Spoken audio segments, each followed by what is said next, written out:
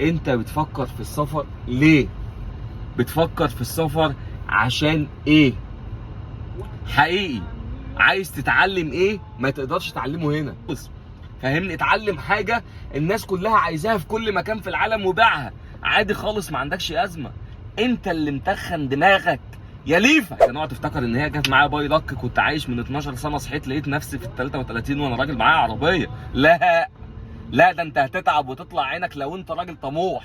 زيك الدنيا داست عليا وعديت بكل المراحل العمريه اللي انت عديت بيها. يمكن اللي انت عديت بيه انا ما عديتش بيه والعكس، بس انا متاكد ان انا غيرك، لان انا بداتها من الصفر في كل حاجه. اي صنعه اشتغلت فيها اتعلمتها وكسبت منها وجبت اخرها وبدلتها.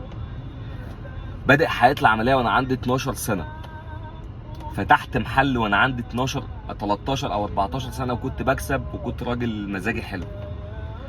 وكان الوقت اياميها كان سعر الصرف في الدولار والذهب كان بيتغير كل سنتين ثلاثه، فرق 2 جنيه في الذهب مثلا ولا حاجه، وكان الدولار لما بتهز شيلن باريزه وخلاص. وكان اللحمه اياميها كنت الكيلو بحاجه و40 جنيه والست 7 فراخ ب 100 جنيه، وكانت الدنيا 100 فل. ومع ذلك كنت شايف ان السفر هو الحل. زيك دلوقتي انت لسه لا اتعلمت صنعه ولا بتاع، واول حاجه بتفكر فيها انك تسافر عشان خاطر تكسب. بس الفرق بيني وبينك ان اياميها لا في ميديا ولا اتعلم عن طريق الميديا اي حاجه انا عايزها عشان اتمرسها واكسب منها. لكن دلوقتي اللي يفكر في السفر يبقى راجل عويل.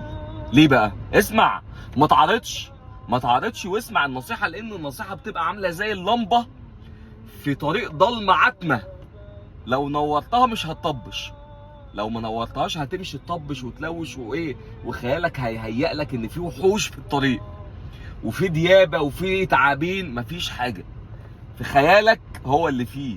لما تنور اللمبه وتعرف تديرها ازاي الدنيا هتبقى حلوه. ربنا ما ارادش ان انا اسافر، قعدت شغال في شغلانتي اللي انا شغال فيها في الالكترونيات، كنت فني الكترونيات سنين، كسبت واتجوزت وفتحت بيت وعشت منها كتير قوي. بس بعد كده مش ده طموحي برضه.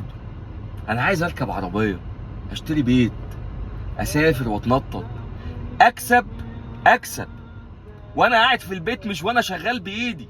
اسمع، طب لو كنت سافرت، انا راجل حتى لو معايا صنعه هفضل طول ما انا شغال بايدي اكسب، ابطل اخسر. طب لو مش معايا صنعه، راجل موظف عدد ساعات معين مربوط بيها، تبطلها او تترفد منها ملكاش اكل عيش. يعني انت في الحالتين مش كبير، وفي نفس الوقت شغال بايدك او شغال عدد ساعات معين. اول ما تبطل هتريح، هتعتمد على القرشين اللي حوشتهم وخلاص.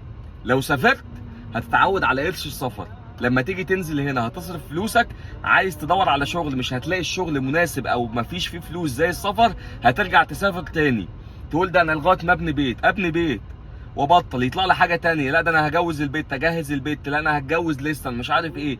كل مره بتلاقي نفسك بتتسحب في حاجه جديده بتعملها، وفي نفس الوقت خلاص سنه في سنه في سنه في سنه في 10 سنين تلاقي نفسك ضاع منك عمرك كله في السفر، لا منك اتعلمت حاجه لما ترجع تعملها وتكسب منها فلوس، ولا منك استريحت. هتفضل شغال في الساقية عشان تفضل تجيب فلوس.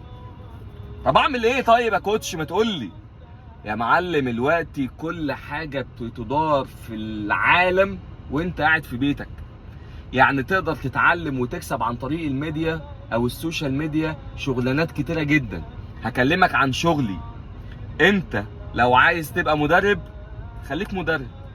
طب اشتغل في الصاله برضه، ما انت شغال عدد ساعات، بتبيع ساعات عشان تكسب ايه؟ فلوس.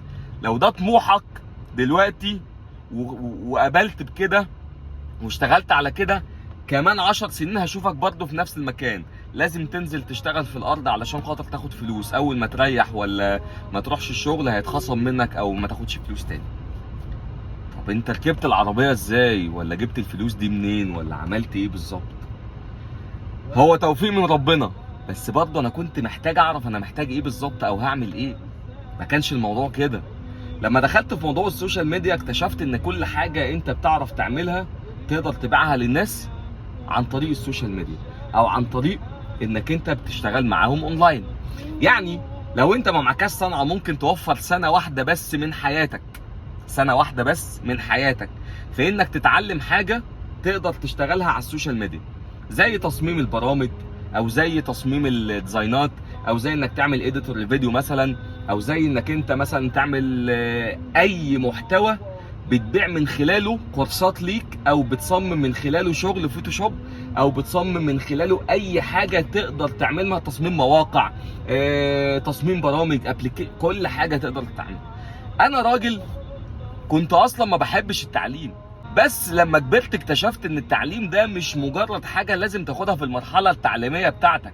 انت تقدر تتعلم اي حاجه في الدنيا انت عايزها لمجرد انك بتقول ان انا خلاص هتعلمها.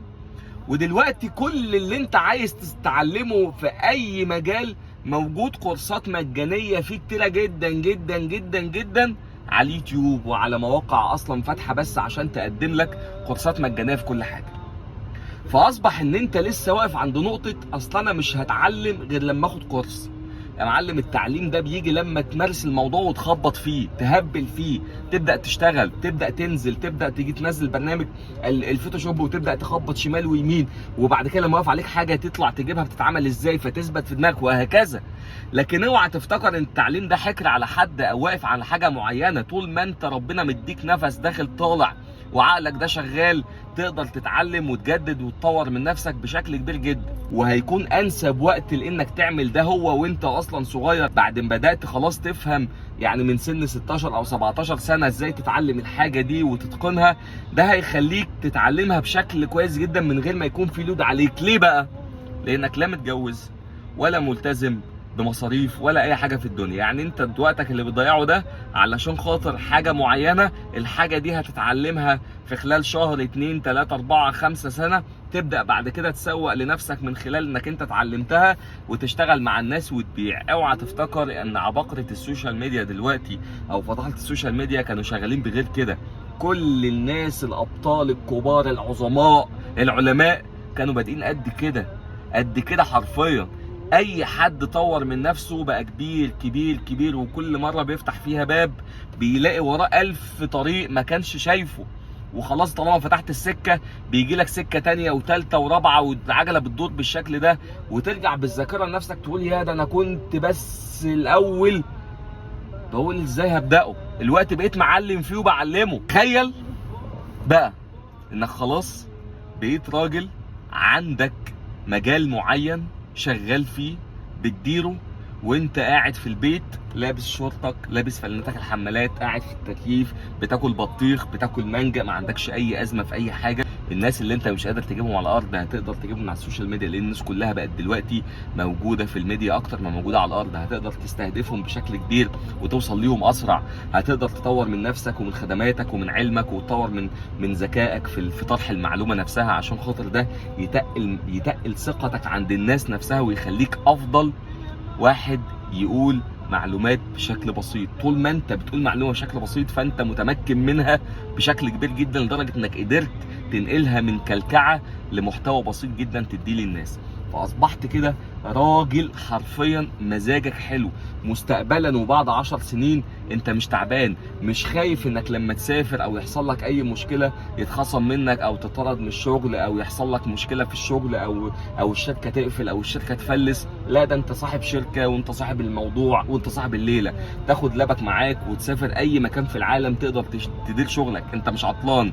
تاخد لابك وتسافر اي مكان في العالم تكسب عملاء جداد، ما تخسرش عميل واحد.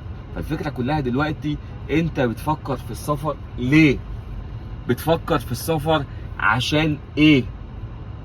حقيقي عايز تتعلم ايه ما تقدرش تعلمه هنا. انا بقول لك ليه؟ لانك انت هتقول لي اصل هنا مفيش شغل. لا، مفيش شغل في ارض الواقع. انت مش لازم تشتغل يا معلم على بلاط، اشتغل فوق، اشتغل فوق في السماء عادي خالص. فاهمني؟ اتعلم حاجه الناس كلها عايزاها في كل مكان في العالم وبيعها عادي خالص، ما عندكش ازمه. انت اللي متخن دماغك يا ليفا، والله العظيم انت اللي مدخل. انا لما بتكلم مع حد شاب اول حاجه يقول عايز اقول له ليه يا ابني؟ ليه هتسافر تتعلم ايه برضه؟ هتتربط في ساقية السفر وتفضل مش هتيجي مش هشوفك غير بعد 30 سنه. فاهمني؟ وبعدين انت بتسافر بس عشان تحسن مستواك الاجتماعي، تقعد في وسط ولادك، تكبروا حواليك، تتكلم معاهم. لكن فكره انك تسافر وتختفي من حياتهم وتجي لهم بعد 30 سنه دي مش افضل حاجه. وهقول لك ربنا يعين كل واحد على حاله، بس انا بديك حل وبقول لك ان في اختيارات انت لو تعبت فيها وعرفت ان الاختيارات دي موجوده وانت صغير وقدرت انك تختار اختيار مناسب ليك، ده هيخليك بعد سنين راجل برنس. هتقول لي الحمد لله ان انا ما اتربطتش في ساعه السفر دي، انا مزاجي حلو هنا. فهمتني كده؟ قسما بالله انا بتعرض عليا شغل بره، مش عايز اقول لك في جيمات عالميه، بس انا بقول لا، انا راجل هنا حر نفسي.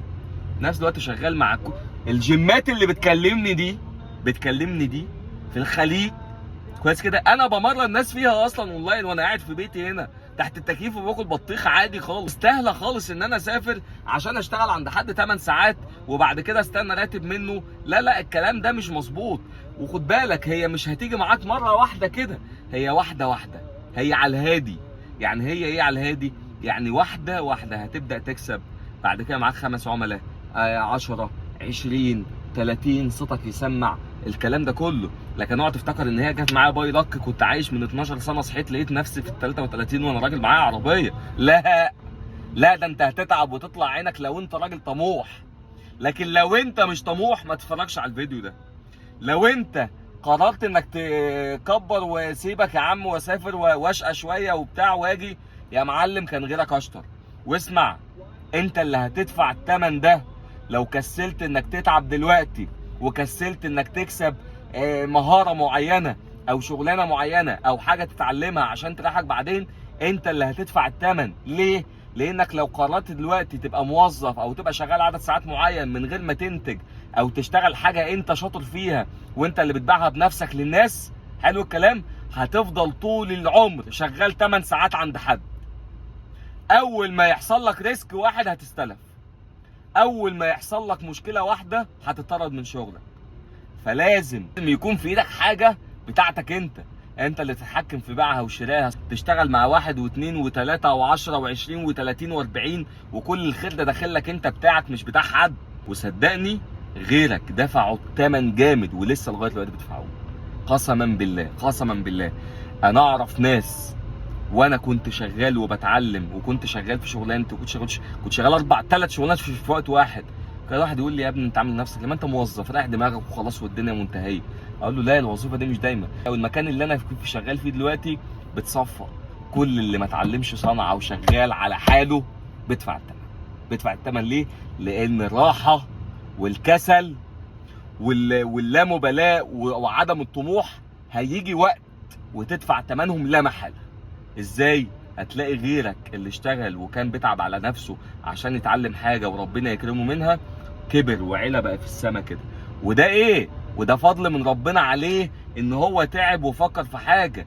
انت بقى عشان عينك صفرة تقعد تقول شوف الواد ده تعب وطلع عين امه وانت اللي كسلت تتعب. بلاش تكسل، الحاجه دي ما فيهاش كسل. صباح الفل.